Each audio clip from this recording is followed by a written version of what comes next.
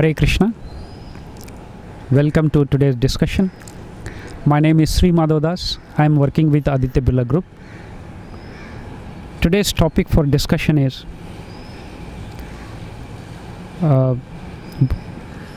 suffering inevitable? So this is a very interesting topic. In this world, one has to realize that what are my suffering. And it is said in Bhagavad Gita, Janma Mrityu Jara Vyadhi Dukkha Doshanu Darshanam. The suffering starts with the birth. Birth in the mother's womb is such a suffering. A soul taking a particular type of body has to remain for 8 months, 9 months, 11 months in the mother's womb.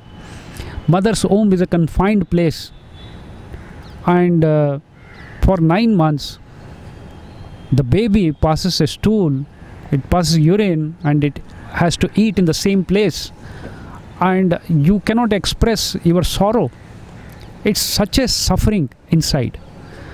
And it is said in Bhagavatam, when a human body at the 7th month, when it gets a consciousness, every body in the mother's womb pray to Lord, oh my Lord, please take me out of this suffering.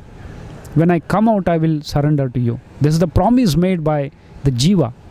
But as soon as it comes out from the mother's womb, everything is forgotten. So the dukkha starts from that. You can imagine any baby which is coming from mother's womb, it does not come with laughing or a smile on his face. It's very, very rare. Everyone comes with crying. Suppose there is a small child which is coming out of a building and it is crying. So you will naturally imagine that there is some suffering which it has experienced in the building, and that's why it is coming crying from the building.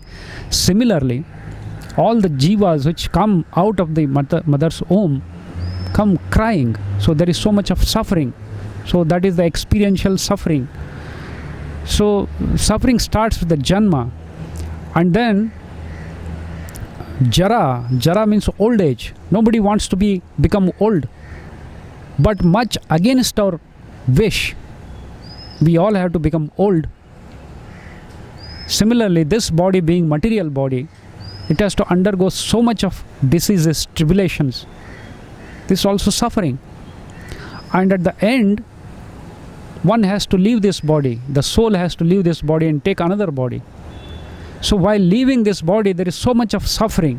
If one is not really in the God consciousness, then it is explained in Shastra, while leaving the body, the soul undergoes a tremendous suffering. It is compared just like thousands of scorpions biting on your body, and the soul has to leave this body. It is suffering. And all that, this is a paradigm shift. That means all that is gained in this life has to go back to 0, 1. Suppose if one has struggled very hard and he has become MD doctor or a great engineer, and all that material knowledge which is acquired, what is the use of that in the next life? This all goes back to 0. Such a suffering. All that earnings that one has made, nothing comes with him. Just remembering that it is so much of suffering. So this word is actually made for suffering. Just like a government builds a jail, similarly the God's government has made this material world for the souls to suffer and transform as a good human being, go back to Godhead. Thank you very much.